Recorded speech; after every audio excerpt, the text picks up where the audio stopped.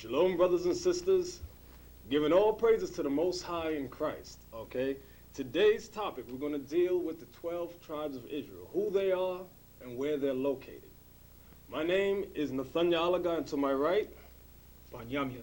okay, because there's a common misconception out here in the world today that the Lord destroyed the 12 tribes of Israel, that now you can be a spiritual Israelite because the 12 tribes have been destroyed. Now, is that true according to the Bible? Let's go to Romans chapter 11 and read verses 1 and 2. In the New Testament, for you hypocrites, okay? I say then, hath the Most High cast away his people? What's the subject? The Most High's people, God's people. Did he cast them away? Let's find out. Read. The Most High forbid. It says God forbid, meaning no. So here in the New Testament, the Apostle Paul makes it crystal clear that the Most High did not destroy the nation of Israel. They're not eradicated. They're not gone. Okay, read on. For I also am an Israelite. Because Paul comes back and says, because I also am an Israelite. Read. Of the seed of Abraham, of the tribe of Benjamin. Read on. The Most High have not cast away his people, which he foreknew. So why is there all this confusion out in all the churches? Because you've all been teaching lies, because you've learned lies. The Most High has not cast away his people, which he foreknew. Meaning, the people he dealt with in the past, from the time of Moses, when Moses came out of Egypt with the children of Israel, those are the people the Most High foreknew. Okay, those are the same people he's dealing with today. Okay, so the Bible gives you the characteristics of the 12 tribes of Israel, okay, and where they're located today. And we're going to prove that. Okay, I'm going to read for Benjamin, and he's going to further expound on the tribes. We're going to go to Genesis chapter 49, and we're going to start at verse 1. Okay, you got to listen to what Jacob tells his sons. He says, these things shall happen to you in the last days. Okay? But before we go to Genesis 49, let's go to 2nd Esdra, chapter 14. We're going to read verses 1 to 6. The book that we're reading is entitled The Apocrypha. This book was taken out by the so-called white man. It was originally included in the original King James Version 1611. But because it revealed too much about the end of times and who the wicked was, being the so-called white man, the so-called white man had it removed. Okay? So, a lot of you know that when Moses went up to Mount Sinai, he dealt with the Heavenly Father. And he was up there for 40 days and 40 nights. But a lot of you ignorantly believe that Moses was up there 40 days and 40 nights simply receiving 10 commandments. Now that's simple. How he's going to be up in a mountain for 40 days and 40 nights and only get 10 commandments? He was up there receiving much more than 10 commandments. There's over 600 commandments, and he also received something else. And Esdra records it. So let's read 2nd Esdra chapter 14, verses 1 to 6. And it came to pass upon the third day, I sat under an oak, and behold, there came a voice out of a bush over against me, and said, Esdras, Esdras. And I said, Here am I, Lord. And I stood upon my feet. Then said he unto me, In the bush I did manifestly reveal myself unto Moses, and talk with him when my people serve in Egypt. Right, so now the Most High is revealing something to Esdras. He's telling Esdras what he revealed to Moses. Read on. And I sent him and led my people out of Egypt, and brought him up to the Mount of Sinai, where I held him by me a long season. Where I held him by me a long season. That was the 40 days and 40 nights. Read. And told him many wondrous things. And told Moses many wondrous things. Read. And showed him the secrets of the times. And showed him the secrets of the times. Please read that again. And showed him the secrets of the times. And showed him the secrets of the times. Remember, it was Moses that recorded the first 5 books of Genesis. The first 5 books, excuse me. Genesis, Exodus, Leviticus, Numbers, and Deuteronomy. The Most High revealed to Moses the whole creation. Okay, and Moses was recording it. He also showed him the end of times. That's what we're about to read about in Genesis 49. Read on. And the end and commanded him, saying, Wait, read it again. and showed him the secrets of the times and the end. And the end. So, yes, Moses knew about the end times, what was going to happen. Read. And commanded him, saying, these words shalt thou declare, and these shalt thou hide. Right. These words shalt thou declare, meaning made manifest openly, and certain things the Most High told Moses, make that a deep mystery, or don't write that part down. Okay? So now let's read about that in Genesis chapter 49. Because although these are the words of Jacob speaking to his 12 sons, it's the Most High telling Moses what Jacob said to his sons. All right? So Genesis 49, I'm going to read it and then you expound on it. Right. Genesis 49 and verse 1. And Jacob called unto his sons and said, gather yourselves together, that I may tell you that which shall befall you in the last days. So Jacob called his sons, all his sons together, and told his sons what was going to happen to his sons in the last days, what was going to happen to you as a tribe and as a nation of people, what was going to befall you, what was going to be the end times of the prophecy that was written in the Bible. Read on. Gather yourselves together, and hear, ye sons of Jacob, and hearken unto Israel your father. So this is showing you Jacob was talking to his sons, the Israelites, not Africans, not Arabs, not Chinese, not Japanese, but the Israelites, the 12 tribes of Israel. Read on. Reuben, thou art my firstborn. So stop. He's stressing right here. Reuben, thou art my firstborn. Reuben was the firstborn son of Jacob. Read on. And the beginning of my strength. And Reuben was the beginning of his strength, because that's natural. Whenever you have a son or your firstborn son, he's always the beginning of your strength. That's where all your glory, your prosperity, your riches, and so forth goes to your son. Read on. And, the excellency of dignity. And the excellency of dignity. Now, Reuben, through our extensive research, have found that Reuben represents the so-called Seminole Indians scattered throughout the Florida Everglades, which are the Seminole Indians, so-called Seminole Indians. Read on. So it says, Reuben is the beginning of my strength and the excellency of dignity. The excellency of dignity is that the Seminole Indians carry themselves in a royal and honorable dignity. They refuse willingly to submit to the so-called white man's surrendering of signing peace treaties. They did what they was forced and tricked into signing one peace treaty, but they did not sign into many peace treaties like the rest of their brothers, like the Sioux and the Cheyenne and these different tribes. So Reuben kept that dignity. Read on. And the excellency of power. And the excellency of power. Great warriors, great leaders. Read on. May I say one thing? Also, in terms of that, the tribe of Reuben, okay, when you examine the way they dressed, they wore the mitri, like Bunyamin has on his head. They were known for wearing the mitri. That was a holy dress code according to the Most High that he gave to the nation of Israel. He ordained for them to wear the mitri, okay?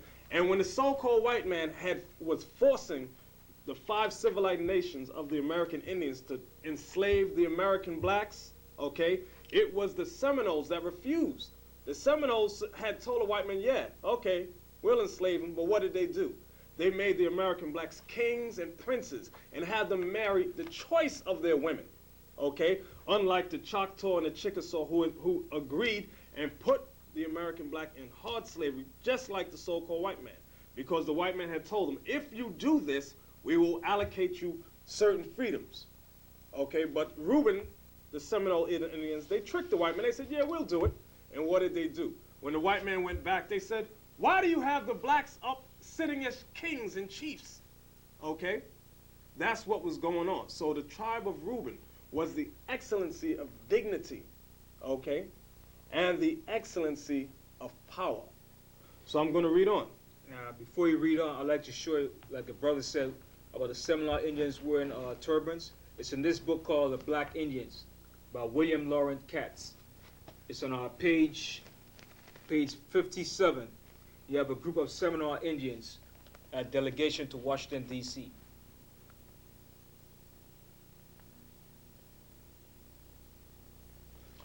Okay, so I'm going to read on. I'm in verse 4 now.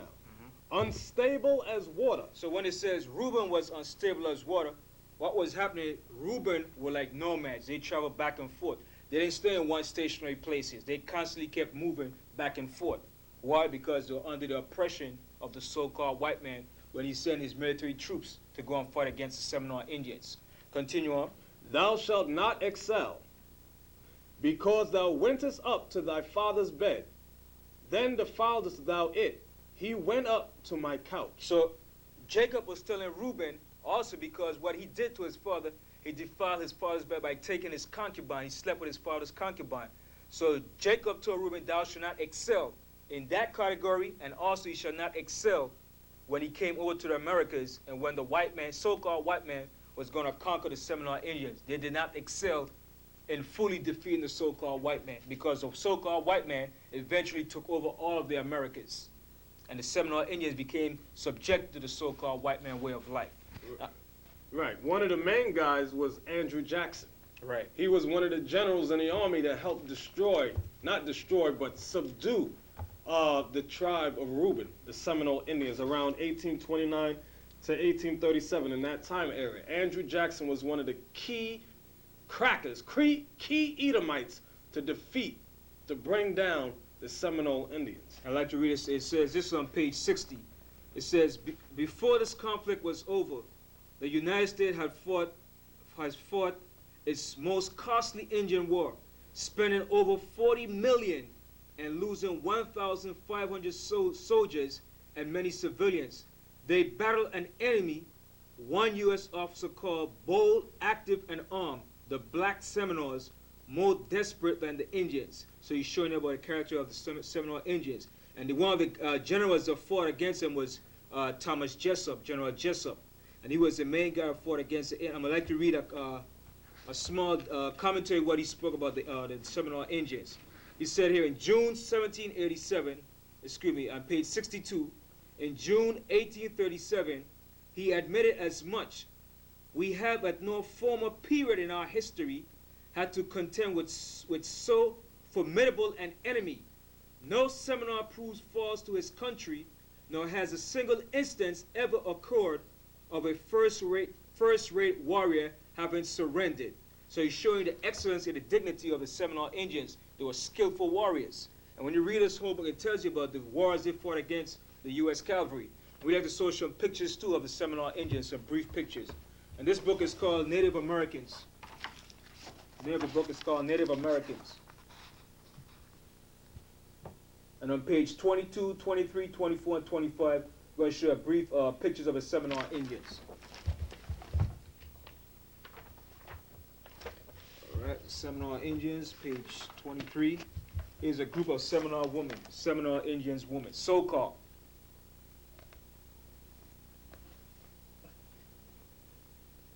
As we were showing the screen, the Seminole Indians. So we had to go to the book of Deuteronomy, the 33rd chapter and the 6th verse. Right. This is the blessing wherewith Moses blessed the 12 tribes of Israel in the book of Deuteronomy, chapter 33. So the understanding, so you just get the understanding. On how do we know who the 12 tribes are? You need 3 chapters primarily. You need Genesis chapter 49, you need Deuteronomy 33, and also Deuteronomy 28. We're mainly going to concentrate on Genesis 49 and Deuteronomy 33. And one more book, the Apocrypha. Right, and the Apocrypha. Okay, so Deuteronomy chapter 33, verse 6. Let Reuben live and not die, and let not his men be few. So like we're showing, this was Moses. Moses was prophesying to Reuben because Moses saw the beginning and the end of all the tribes. So when Moses said, let Reuben live and not die, and let his men be few, he was showing you the event, what was going to happen to the Seminole Indians when they came to the Americas, and they was going to be slaughtered and butchered by the so-called white man under his cavalry, his military. So he prophesied this event and said, let not Reuben die and his men be few. Why? Because the Most High had to preserve a remnant of his people. Like we read in Romans 11, the Most High has not cast away his people, which he foreknew. So we like to show, read one more scripture, 1 Chronicles, the 5th chapter and the 18th verse. It says, the sons of Reuben and the Gadites. Now the sons of Reuben, like we mentioned before, and the Gadites, which are brothers to the Seminole Indians. Read on. And half the tribe of Manasseh, which are another brother to Seminole Reuben. Read on. of valiant men, See, they were valiant men, warriors. Read on. men able to bear buckler and sword, Men that could handle skill in weapons, any form of weapons, bows, arrows, swords, javelin. Read on. and to shoot with bow, And to shoot with the bow. They were skillful in using the bow and arrows. Read on. and skillful in war. And they were skillful in war. And you had many different Seminole Indian chiefs that fought against the U.S. cavalry. So we like to show, there's more on that? Were 440,703 score that went out to the war. So we like to show in the book, in another book called Lost Tribes and Promised Land. Right. In this book entitled Lost Tribes and Promised Lands, it's chronicled by Ronald Sanders. Okay? This is a very important book. This is not a book that he just sat down and wrote up himself. The proof of that is in the bibliography. When you open it up, it tells you where he got many of the stories from. It says passages from Spanish explorers in the southern United States from 1528 to 1543. So what are we about to read? Records. These are not mythical stories, these are records. And we're going to go to page 363 that further discusses the tribe of Reuben. I'm actually going to start at page 364 and 365. You can read from 363 to 365 on your own. I'm going to sum it up briefly. There's a white man by the name of Montesinos. Okay, he was a Marrano, meaning he was a converted Jew. Okay, a white man that converted to Judaism. And he was thinking about the native Indians. Okay, and this is what he says. It says, those Indians, he told himself, they are Hebrews. Okay? Eventually, so what happened here, I'm just going to skip all the way down. He goes out to find out about the Indians. He's in South America. This is before they had fully migrated up to the southern coast of the Americas. He gets in a canoe. He goes over to where the Indians are, and this is the situation as follows. Eventually, a canoe appeared, bearing 3 men and a woman, all of them Indians, to the place where Francisco, which is the Indian guide, and Montesinos, the white man, were standing at the water's edge. The woman got off and spoke to Francisco in an Indian tongue that Montesinos could not understand, Hebrew, although he could perceive that he was being identified in the conversation. She then turned to her male companions to explain the situation. Upon hearing her words, they arose, went over to Montesinos, and said, to his utter astonishment, I'm going to read it just as they have it. Shema Yisroel Adonai Eloheinu Adonai Ehud, which is Yiddish. What they really said is Shema Yasha'Allah Yahweh Allahayanawa Yahweh Ahad, meaning, Hear, O Israel, the Lord our God, the Lord is one. They had recited in Hebrew the fundamental credo of Judaism. They told him that they were themselves of the tribe of Reuben, and that the tribe of Joseph lived on an island nearby. The tribe of Joseph, meaning Manasseh and Ephraim, okay, which are Manasseh being the Cubans, Cuban Indians, and Ephraim, who are the so-called Puerto Ricans. Puerto Rican Indians, Taino, Right, the Tainos and the Boricuas. Yeah. Okay, I'm going to read on. Francisco told Montesinos all he knew about them from his own traditions. His ancestors, to their eternal shame, had indeed made war on them and persecuted them. Only the sorcerers of his tribe had perceived that they were a special people, and had given warning that they should be left alone. The God of these children of Israel is the true God, they had said, and everything inscribed on their tablets is true. Now I'm going to pause here, and everything inscribed on their tablets is true. Because the white man has taught throughout America that the so-called Indians had an oral tradition. The records here says, and everything inscribed on their tablets is true, meaning they had records here. At the end of days, they will be lords of all the nations of the earth. I'm going to read that again. I like that. At the end of days, they, meaning the tribe of Reuben and the other 12 tribes, will be lords of all the nations of the earth. One nation will come bringing many things to this land, meaning Judah, Benjamin, Levi hadn't yet been brought over as slaves yet. And after we have all been provided for through the knowledge of the Most High, These children of Israel will go forth from where they now are and reign over all the earth as they once did. Ha! With this final flourish, Montesinos had turned his tale of the lost tribes into a bit of propaganda. Then it goes on, blah, blah, blah, blah. Right. He started turning the story into a myth and a fairy tale. Right. That the Indians over in the what they call the New World was savages. So this is the lies of the so-called white man to spread his propaganda. So the next tribe will be Simeon and Levi. Simeon represents the Dominicans of Indian descent, and Levi, which are the so-called Haitians that lives on the island of Haiti. So we begin at Genesis, the 49th chapter and the 5th verse. Simeon and Levi are brethren. So what Jacob is saying, he says Simeon and Levi are brethren. Meaning when they say they are brethren, they share the same island known as Hispaniola, which is one side you have the Dominican Republic, and the other side you have Haiti. So it says Simeon and Levi are brethren. All the tribes are brethren, but he's stressing the point that Simeon and Levi, because these two brothers share one island that was known as Hispaniola, but later was divided into Santo Domingo and Haiti. Read on. Instruments of cruelty are in their habitation. And it says instruments of cruelty are in their habitations. The instrument of cruelty that's in their habitation is the witchcraft, which they call voodoo, that's used among the Haitians and the Santo Domingans. So that's the instrument of cruelty that's in the island. That's the main instrument that they use against their own people.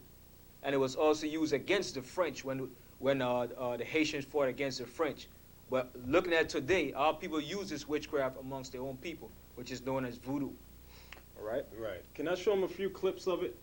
In this book here entitled Haiti, Feeding the Spirit, we're going to show you a few clips on the voodoo. Okay? As we brought out in Haiti, they call it voodoo. In the Dominican Republic, you call it brujeria. Okay? Which is evil magic. So, as you can see for yourself, you see the various clips on the Haitians doing their witchcraft. The same thing in the Dominican Republic. So now I'm going to read on to verse 6. O my soul, come not thou into their secret. So what Jacob was saying, O my soul, come not thou into their secret. He didn't want his righteous spirit that he has to go into what they was going to deal with, which was a witchcraft, because that witchcraft was going to turn to the left-hand side, to negative. It wasn't going to be used in the positive. Read on. Unto their assembly, mine honor, be not thou united. So the assemblies, they're gathering when they have these witchcraft together, when they work in these assemblies of witchcraft amongst the witch doctors and the mass of the people. Read on. Read the part again. It says, unto the assembly, my honor. Unto their assembly, mine honor, be not thou united. So he said, for this, they were not going to be united. That's why Haiti and Santo Domingo is divided. So he didn't want them to be united in that purpose, because if they came together, it would be very destructive. So he said, be thou not united. Read on. All right, let me say one thing. And when they're on that island of Hispaniola, the Haitians are speaking French, the Dominicans are speaking Spanish. They're divided in language, okay, and culture. Right. Okay? And they hate each other. They dislike one another on the same island. That shows you that the Bible is true. The Most High knows exactly what he's saying. I'm going to read on. For in their anger, they slew a man. So this goes back in the past when we were back in the land of Israel. What happened, some men had raped their sister, Dinah. So they told Israel, okay, you can marry my sister. So they said, oh, for you to marry my sister, you must become circumcised. So when these men became circumcised and they were all sore and sitting back, they went and slew all the men. They slew all these African men that raped their sister. Read on. I'm going to read on. And in their self-will, they dig down a wall. So meaning destroy a whole city of Africans when they were back in the land of Israel. And their father Jacob was afraid of what they have done. Read on. Cursed be their anger, for it was fierce. He said, cursed be their anger because it was fierce. And their anger today is still fierce towards their own people. Continue on. And their wrath, for it was cruel. And they're still cruel today too. Reading on. I will divide them in Jacob. So Jacob said, according to the prophecy of the Most High was going to do, he was going to divide them in Jacob. That's why they're divided by Santo Domingo and the island of Haiti. Read on. And scatter them in Israel. And we were scattered. How were we scattered? When we were brought to this part of the world in slavery, on the slave ships. Right. Also, that goes when the Most High, when the Levites were set up, they were scattered throughout all Israel. Also, they didn't have an inheritance of land. Right, the priests. Yeah, right. Because they were the priests of the nation of Israel. Right. That story that he brought, that Bunyama had mentioned concerning Dinah and Simeon and Levi, that's a terrible story. Because, as he brought out, when that African prince had slept with their sister, Simeon and Levi wanted revenge. Okay, and they said, all right, as he said, you want to marry our sister?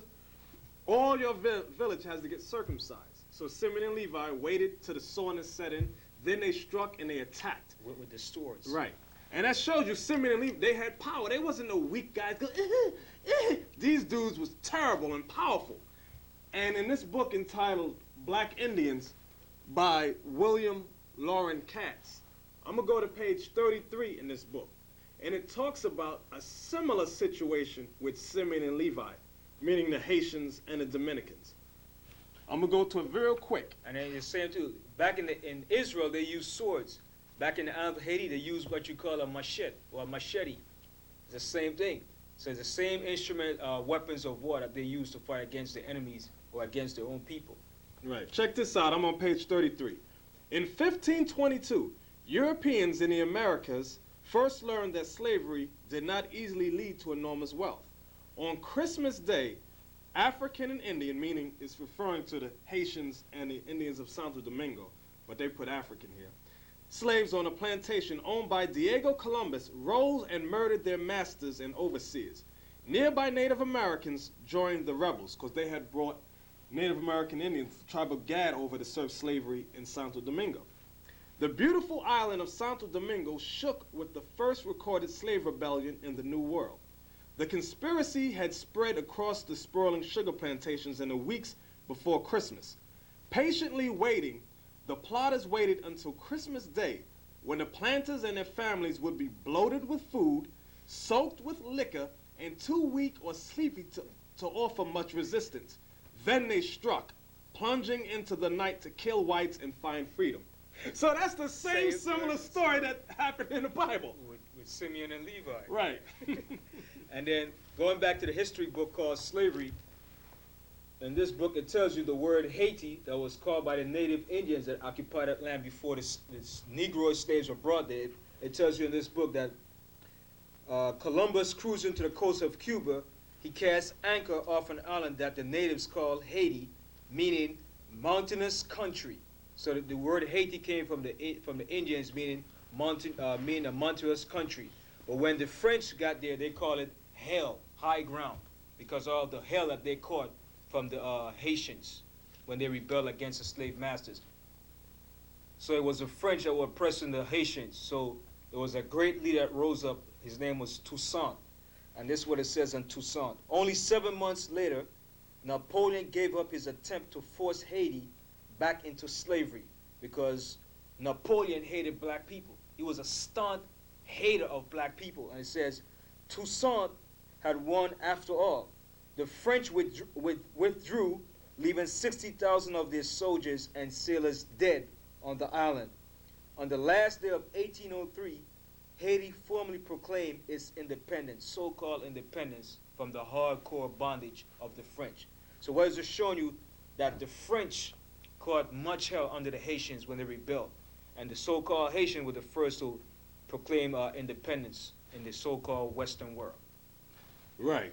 The next thing, when you go to the libraries, there's a book entitled Christopher Columbus and the Participation of the Jews in the Spanish and Portuguese Discoveries by Dr. M. Kayserling. If the cameraman could get a close-up on this. This is a reference book. You're not going to be able to take the book out, but I'm going to read a few references from page 95 on, okay? Proving that the Indians of the Dominican Republic and Cuba, they are Israelites. It says this: in Cuba, Española, which is the Dominican Republic, and the other islands which he discovered, Columbus found natives who had their caciques, meaning kings, and their own language and traditions. To what race did these aborigines of America belong? Several writers have asserted and have displayed much learning in attempting to prove that the Aborigines were descendants of the Jews. This result was reached already in the 16th century by the Spanish clergyman Roldan. His arguments were derived from an unpublished manuscript which he discovered in the library of San Pablo in Seville. Okay, let me jump down real quick. I'm going to go to page 98.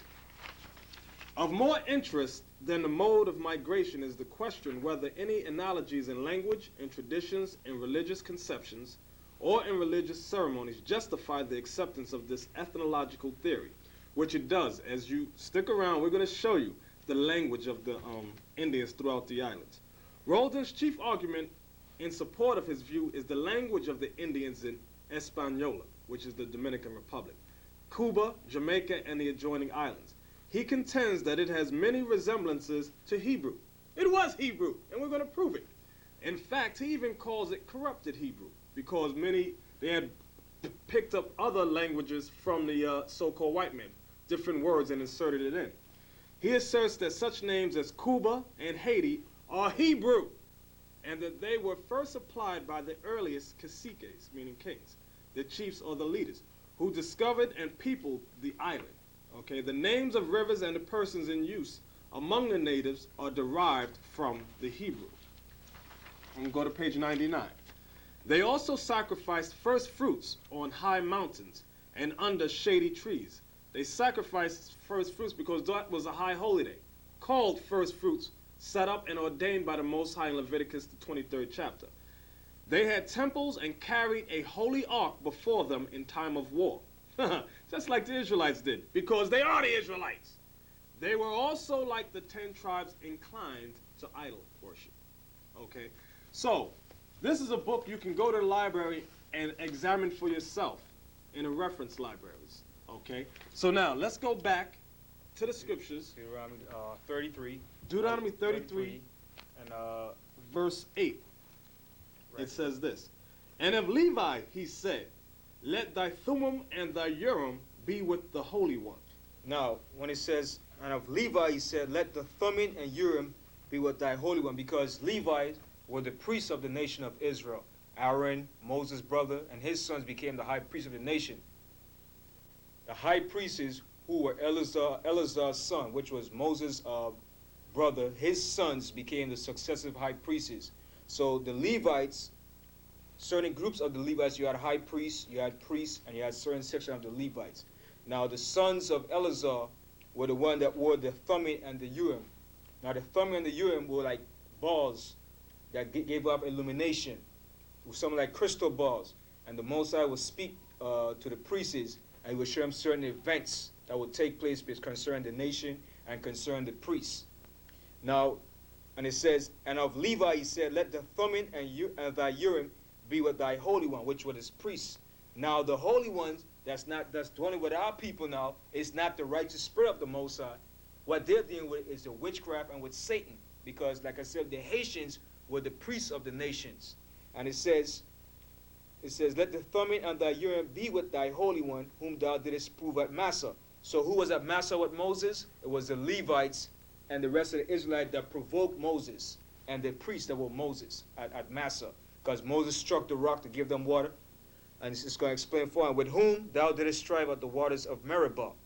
So this part, when it's about the Thummim and the Urim, is letting you know that the priests used the Thummim and Urim, which were like crystal balls that gave off a certain illumination to let the priests know what the Most High was going to relate to his high priest and so forth.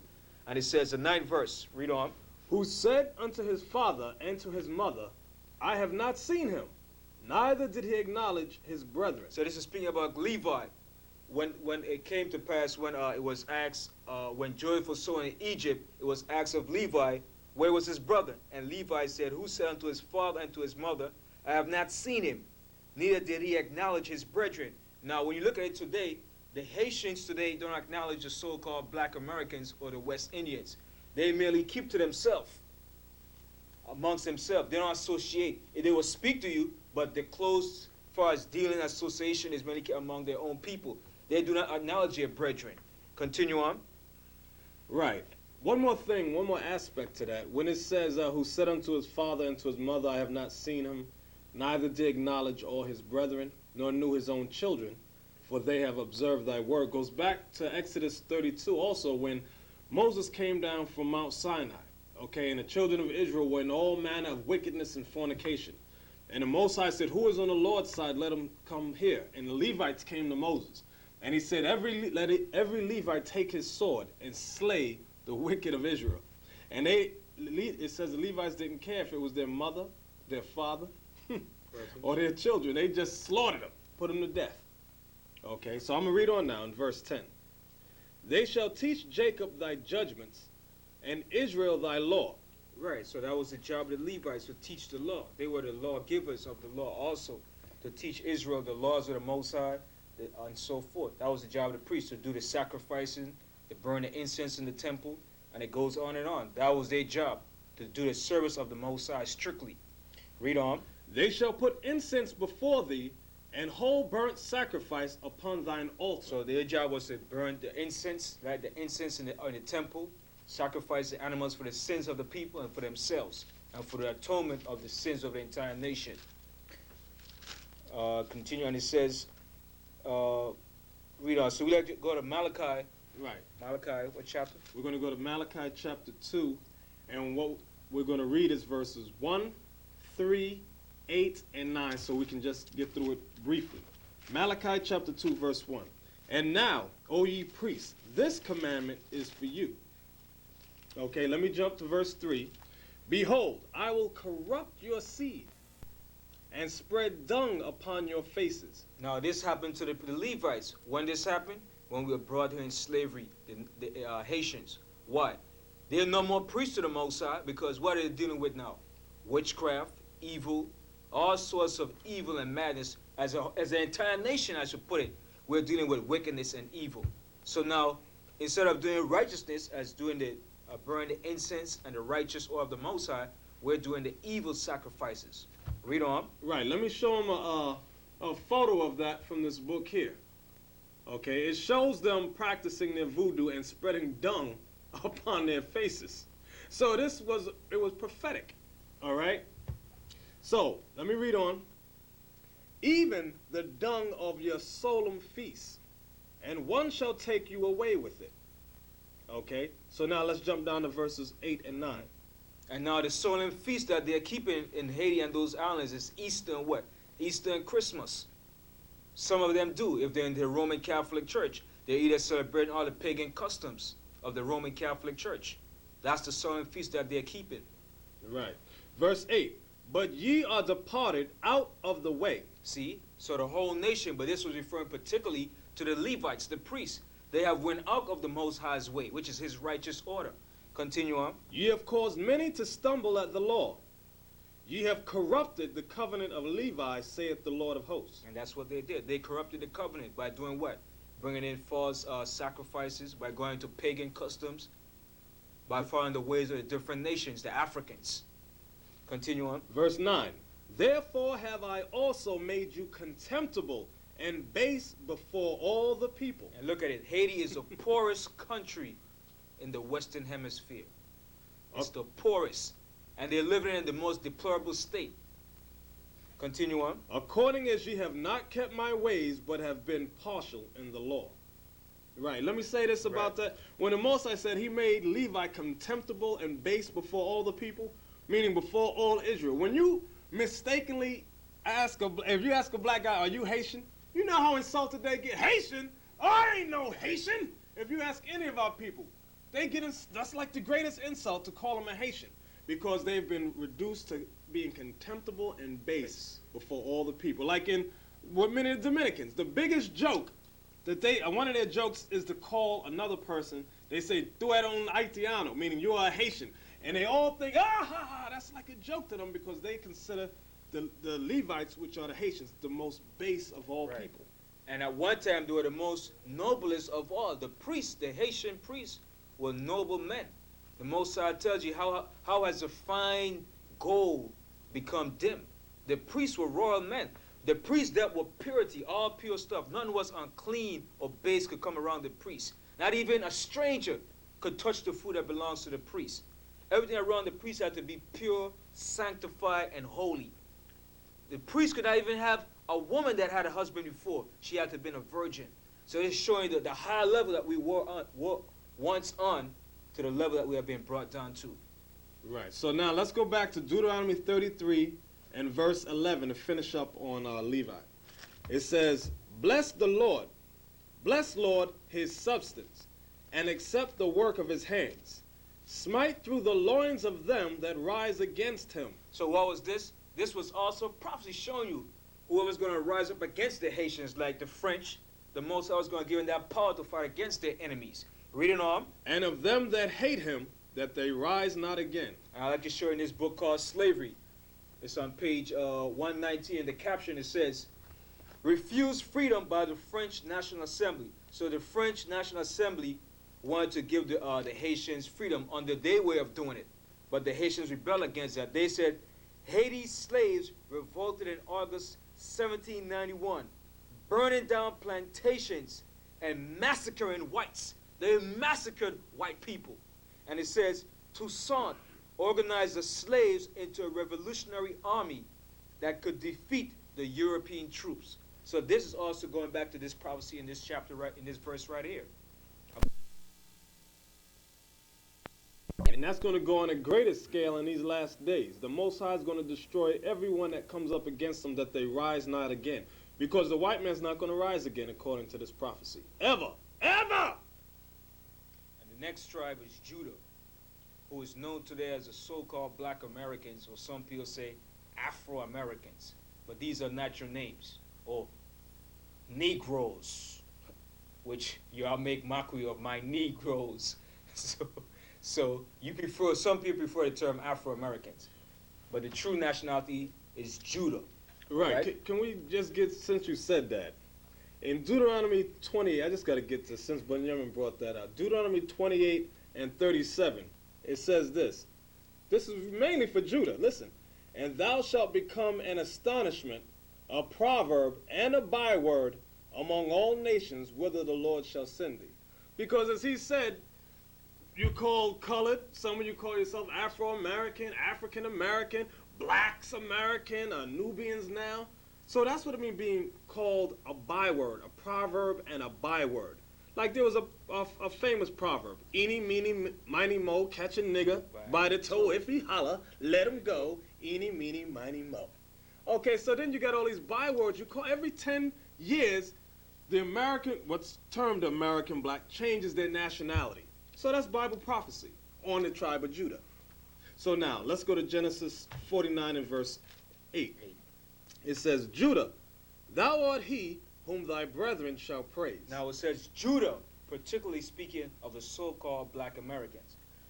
Judah, thou art he whom thy brethren shall praise. Meaning, the rest of the tribes is going to acknowledge Judah for bringing forth the truth and teaching and showing that we are the Israelites, according to the Bible. Continuing. Thy hand shall be in the neck of thine enemies. Now when it says, thy hand shall be in the neck of thy enemies, is referring to the so-called Black Americans are situated in the most prominent situation of all the tribes, in the top leading position where they have the advantage to take hold of this system and bring this man down. So actually their hand is up in the neck of the so-called white man's system, whether it's his political system, his military system, his economical system. They're up in the top elite of the system where they have the position more advantage of the system than the rest of the tribes of Israel. So that's what it's talking about. When you look around, you see for yourself in the politics, in the Congress, in the sports world, in the entertainment world, in the economical field, you have a lot of so-called Black Americans in that position, because that's the prophecy that will fit Judah. Continue on. Right. Let me say this, add this one thing. Also, when it says the neck of the enemy, letting you know that Judah would be located primarily in North America. The top kingdom. The top kingdom. Okay, so let me read on. It says, thy father's children shall bow down before thee. Right, so their father's children, which is the rest of the tribes, is going to acknowledge and see that Judah is the head tribe that the Most High set up. That's the tribe the Most High set up to be the head and to show Israel and to guide and teach Israel. Continue on. And to prove that statement, briefly, let's go to Zechariah 12 and 7. It says, The Lord also shall save the tents of Judah first, that the glory of the house of David and the glory of the inhabitants of Jerusalem do not magnify themselves against Judah. So you can elaborate on that. Okay, so the Most High is the prophecy is letting us know that Judah would be exalted first. And Judah would be the top tribe who would give the knowledge to the rest of the tribes. So that way the other tribes would not exalt themselves against Judah. Because right now in this system, the tribes seem to be against Judah. They're always putting the tribe of Judah down. Oh, those blacks don't like to work. Oh, they're lazy. They're Yankee boys. They're on welfare. They ain't this, they ain't that. They've been here so long and they haven't achieved nothing. Right. So the Most High is through prophecy, letting us know that Judah would be lifted up first. And Judah would be the one to gather the tribes, to spread the knowledge out. Okay? So let's go back to Genesis 49. And the 9th verse. 9th verse. Judah is a lion's whelp. So the Most High has given the characteristics of Judah. Judah is a lion's whelp, a young, frisky, courageous lion. Judah was like this back in the 60s when they started standing up for the civil rights, for black power, the black movement, and the different black groups, the Black Panthers, the freedom fighters, and going on. Continue. From the prey, my son, thou art gone up. So from the prey, my son, the prey is the Bible, the knowledge of the Bible. Judah has gone away from the truth of the Bible, teaching that they're the Israelites, and they have gone into what? More into the political system. They have gone more into Africanism, Egyptology, and all the different philosophies of this system and of the different nations. Read on. He stooped down. Now, when it said he stooped down, like a lion when he stoops and he's getting prepared, read on. He couched as a lion. So he couched as a lion, so he was getting ready to prance and attack the enemy. When was this done? In the 60s, under the different Black Panthers, SNCC, was about the revolutionary against the white man oppressing them, and the different riots and so forth. All this was a time when, in the 60s, when the blacks here in America was rebelling against the system because of the oppression against their people. Read on. And as an old lion. So now, as an old lion, now in the 90s, now he's more comfortable. He's talking about the political. It's more of an economical trend than more of a revolutionary trend. Read on. So now he's more of in a complacent state. Read on. Right. So let me say this. So back then, it looked like the American blacks, the tribe of Judah, was going to take down their enemy like a lion does. Right. Waiting, right? Crouched like he was going to attack. But then what they do? They went, just rolled over. After King died. And went to sleep and got into politics and all this other, man. Y'all just went to sleep. So when the blacks in America went to sleep, they didn't just go to sleep on their own. Let's stress this point real good. This was a diabolical, demonic plot by the Illuminati, the FBI, the CIA, and the politicians to deliberately and conspiratorially destroy the blacks in America by using what? Drugs. By using infiltration, the FBI, money, bribery, using different black groups to fight against themselves to infiltrate and destroy black organization.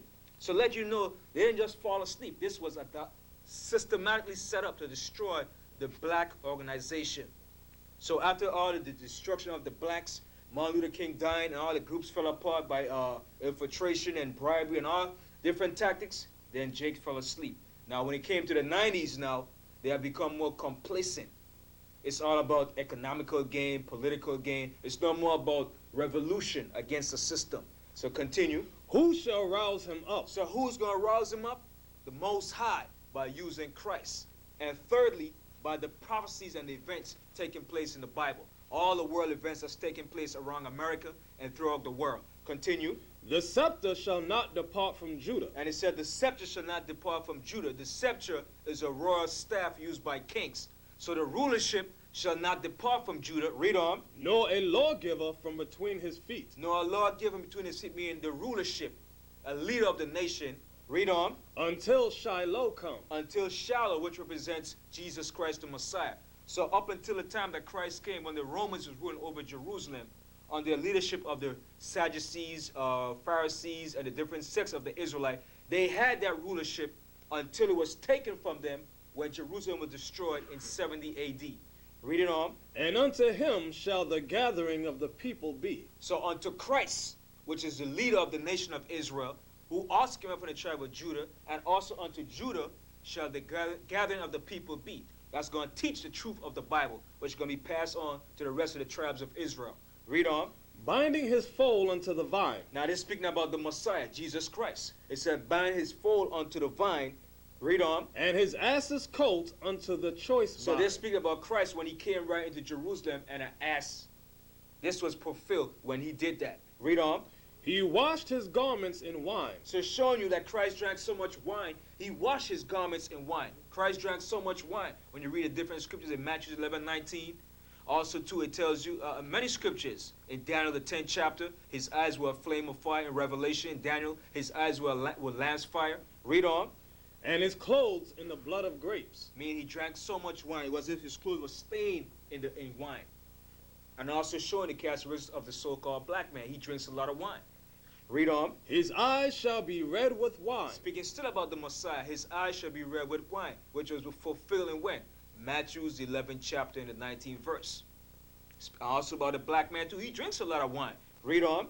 And his teeth white with milk. And his teeth white with milk, showing you the characteristics of the black man. His teeth shall be white. Back in slavery, you had a picture called a black sample, where you show a black man grinning and showing his white teeth, his white pearly teeth. All right. Continue on. Deuteronomy 33rd chapter. Deuteronomy 33 and verse 7. And this is the blessing of Judah. And this is the blessing of Judah. What is the blessing? That the Most High was going to set up Judah to bring forth the truth and the knowledge of the Bible, showing that we are the Israelites. Read on. And he said, Hear, Lord, the voice of Judah. So he's saying, Hear, Lord, hear the voice of Judah. Hear his prayers when he cries out to you in the affliction, in the time of affliction. Read on. And bring him unto his people. Bring him unto his people, the entire nation of Israel, the West Indians, the Haitians, the Puerto Ricans, the people that are listed on the sign that you see on the camera. Let his hands be sufficient for him. So let his hands be sufficient as far as dealing with this truth, as getting the information that's needed, bringing forth the truth to our people. Read on. And be thou an help to him from his enemies. And be thou an help to him from his enemies. Who is the enemies? The so-called white man and all nations that's here in America. So the Most High is protecting us when we go forth to do his work and teach on the streets.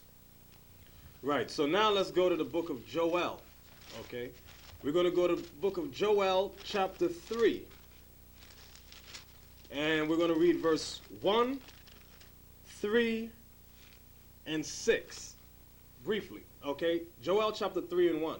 For behold, in those days and in that time, when I shall bring again the captivity of Judah and Jerusalem. This is a future prophecy. That's the time we're living in. Continue. Verse- Because Judah and Jerusalem represents the whole nation. We're still in captivity. Read on. Verse 3. And they have cast lots for my people, and have given a boy for an harlot, When was this done? In slavery, in the 1600s. Read on. and sold a girl for wine. That was the purpose of slave trade. The Africans and the Arabs sold us in slavery, and they sold us. And they sold a girl for wine. Read on. That they might drink. And they did drink the wine. Read on. Verse 4. Yea, and what have ye to do with me, O Tyre and Zidon? So the Most High is speaking to who? The Africans. Why? Because these people were the original inhabitants of the land of Tyre and Zidon. Continue on. Read on. and all the coast of Palestine. And who's doing the coast of Palestine now? The Arabs. That's fighting over the land of Israel. So it's showing you that the Africans and the Arabs were involved in the slave trade in selling us to the so-called white man. Read on. Will ye render me a recompense? And if ye recompense me, swiftly and speedily will I return your recompense upon your own head. So the Most High said, no matter what they do, if they pray to him 100,000 times a day, and they say, well, we're sorry what we did, the Most High says he's not going to forgive them. He's going to return a recompense upon their own heads. No much how much Allah, Akbar they sing or shout, the Most High is not going to forgive what they have done to his people. Right, let me say this. Recompense meaning pay back. Right. All the nations were envious over Judah and the other tribes being the chosen of the Most High. So Tyre and Zidon, the Africans, and Palestine, meaning the Arabs, figured, look, we could pay the Most High back for not choosing us. Let's destroy them. Let's put them in slavery. So the Most High said, if you do that, thinking you're paying me back for not choosing you as my chosen people, swiftly and speedily will I return your own payback upon your own head. Okay? So now we're in verse, I'm going to jump down to verse 6. Okay? The children also of Judah and the children of Jerusalem have ye sold unto the Grecians. Now, this is showing you. It's showing you right here who sold us is the children of Judah the so-called black Americans, and the children of Jerusalem, the rest of the tribes of Israel. When it said Jerusalem, it also includes Benjamin and Levi, the so-called West Indians and Haitians. It said the children also of Judah and the children of Jerusalem have you sold unto the Grecians. Why is it saying the Grecians? Because the Greeks was the first ruling empire of the so-called white man. And all white people stem from the Greeks. So it's talking about the so-called white people, Europeans, up until this day, America. Read on. That ye might remove them far from their border. And we were removed far from our border, which is Jerusalem. We were sold from the west coast of Africa, but we migrated down into Africa in the time of 70 A.D. I was going to show you that in different historical books called Babylon to Timbuktu. So from the west coast of Africa, we were sold by the Africans and the Arabs to the so-called white man. Right. So from there, let's jump back to Deuteronomy 28, and let's get verse 68 to show you how they removed us far from our border on slave ships. Does the Bible speak about that? Yes, and we're going to prove it. Deuteronomy 28:68. And the Lord shall bring thee into Egypt again read on. With ships. This was the second time. The first time that we were in Egypt was with Jacob and his 70 souls, and we became a great nation. And we came out of Egypt under Moses. But this second time was after we became a great nation, and we were sold from the west coast of Africa to the Americas. Now, and Egypt is a Greek word that means bondage, slavery. America also represents Egypt, which is our bondage and our captivity. Now it says, and the Lord shall bring thee into Egypt again, meaning a second time. Read it again. And the Lord shall bring thee into Egypt again with ships. Again with ships, in slavery into America, a second time. Read on. By the way whereof I spake unto thee. By the way whereof I spake unto thee. Read on. Thou shalt see it no more again. So by the way that Moses spoke, that was in Mount Sinai. And read on. And there ye shall be sold unto your enemies. And the there is America. America, the islands of the Caribbeans. Read on. For bondmen and bondwomen. And it says, you shall be sold unto your enemies, the so-called white man, the Greeks that we read in Joel, the 3rd chapter. Read on.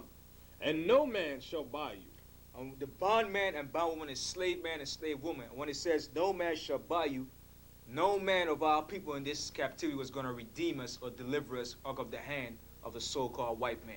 You have many black leaders that tried, but they failed.